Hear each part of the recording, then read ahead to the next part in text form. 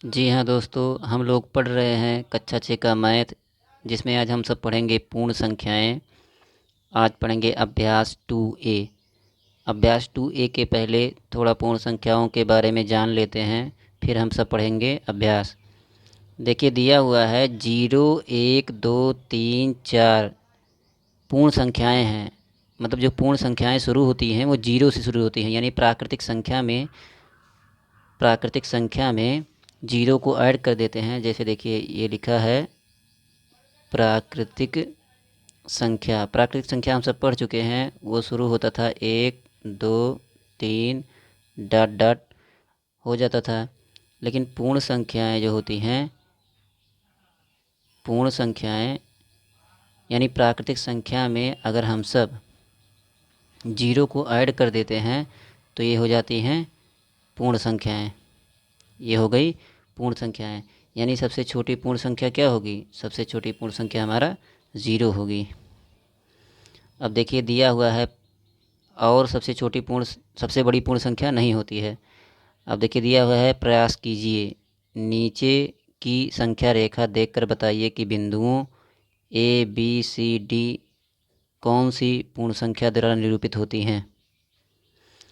तो देखिए ये जो हमारा ए है और ये बी और ये सी और ये डी, तो देखिए बिंदु ए हमारा, बिंदु ए पूर्ण संख्या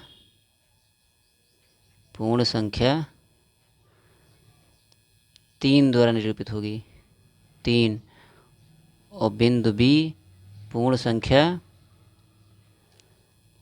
5 द्वारा निरूपित होगी और बिंदु सी पूर्ण संख्या 6 द्वारा निरूपित होगी और बिंदु डी पूर्ण संख्या, ये देखिए यहाँ 4, यहाँ 5, 6, 7, 8 यानी 8 द्वारा निरूपित होगी। यानी हम इसे संख्या रेखा पर लिख सकते हैं।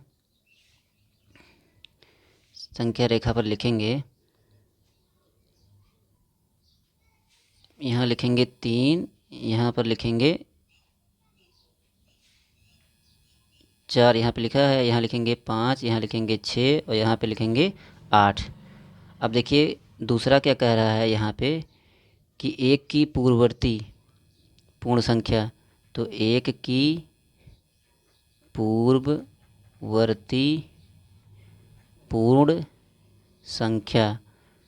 तो पूर्ण संख्या के बारे में हम सब पढ़े हैं। पूर्ववर्ती का मतलब हो गया कि उसमें से एक कम कर देंगे, यानी एक की पूर्ववर्ती संख्या 0 होगी। 13 की पूर्ववर्ती संख्या 13 माइनस 1 यानी 12। 14 की अनुवर्ती, अनुवर्ती का मतलब हो गया 14 की अनुवर्ती, अनुवर्ती का मतलब हो गया आगे वाला। अनुवर्ती संख्या हो जाएगी 14 की 14 प्लस 1 यानी 15 हो जाएगा। हम सब क्रमागत संख्याओं के बारे में जानते ही हैं। जैसे 101 लिखा है तो 101 के बाद 3 और क्रमागत संख्याएं हो जाएंगी हमारी, 102, 103, 104।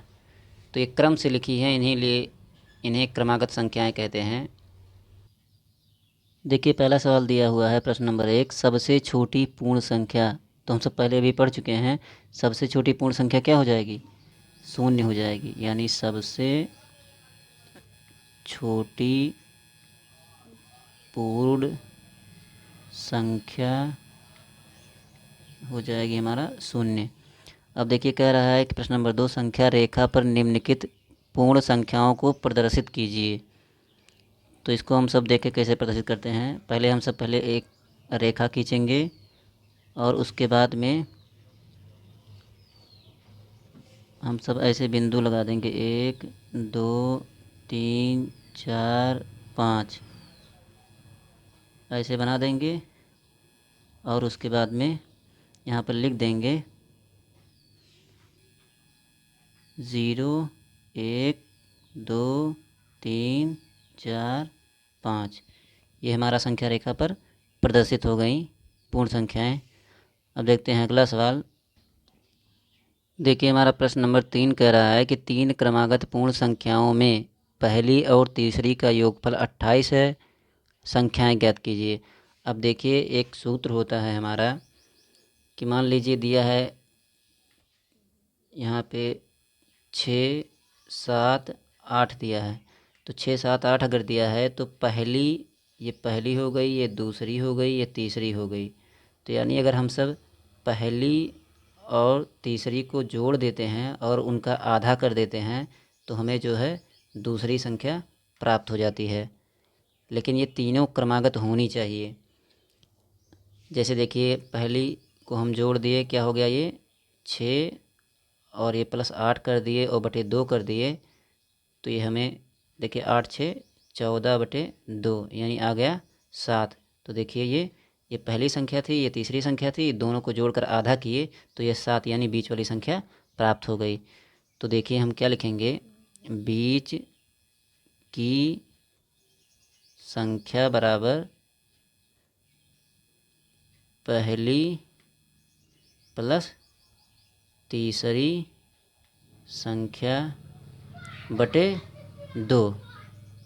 यहाँ संख्या हो गया।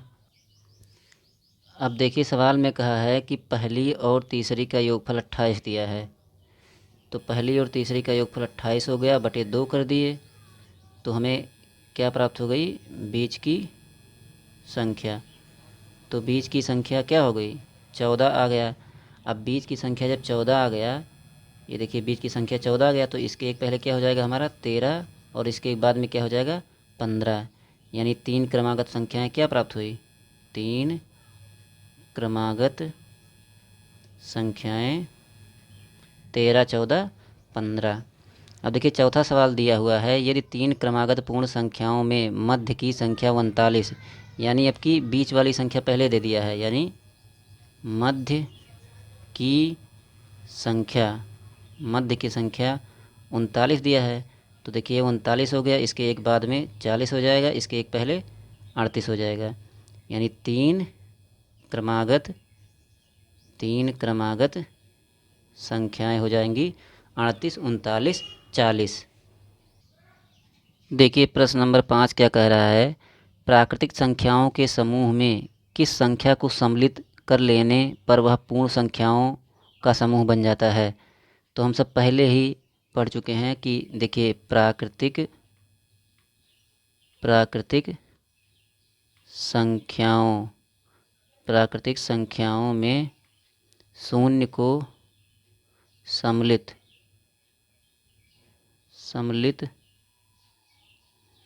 कर लेने पर वह